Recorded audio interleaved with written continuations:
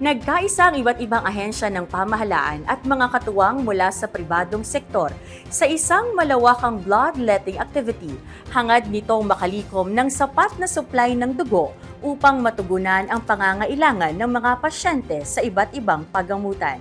Isang konkretong hakbang sa pagsusulong ng malasakit at bayanihan. Narito ang ulat ni Donna Rose Balas. Sa isang konkretong pagpapakita ng malasakit sa komunidad, nakiisa ang mga tauhan ng 91st Infantry Sinagtala Battalion sa Oplan Bloodletting na inilunsad ng kapisanan ng mga broadcaster ng Pilipinas Nueva Ecija Chapter noong ika-21 ng Pebrero taong kasalukuyan.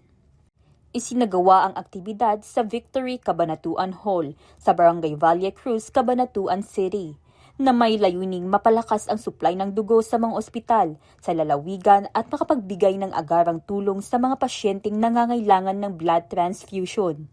Aktibong lumahok ang mga personnel ng Alpha Company sa pamumuno ni First Lieutenant John Marlo M. Moring.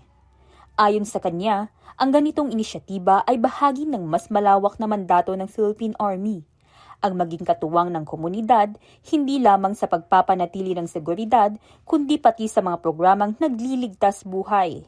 Pinangunahan ang aktibidad ni Miss Joy Galvez Dominado, chairperson ng KBP Nueva Ecija, katuwang ang iba't ibang sektor. Nakiisa rin ang mga tauhan ng Philippine National Police, Artillery Regiment ng Philippine Army, at mga voluntaryong sibilyan, na nagpapakita ng matibay na koordinasyon ng pamahalaan, media at komunidad sa pagsusulong ng serbisyong pangkalusugan. Nagpaabot ng pasasalamat ang mga organizer sa lahat ng nag-alay ng dugo at oras na anilay mahalagang ambag upang mapanatiling sapat ang blood reserves ng mga ospital sa Nueva Ecija. Sa kabuuan, ang matagumpay na Oplan Bloodletting ay sumasalamin sa diwa ng pagkakaisa at responsableng paglilingkod, kung saan ang bawat patak ng dugo ay katumbas ng pag-asang maipagpapatuloy ang isang buhay.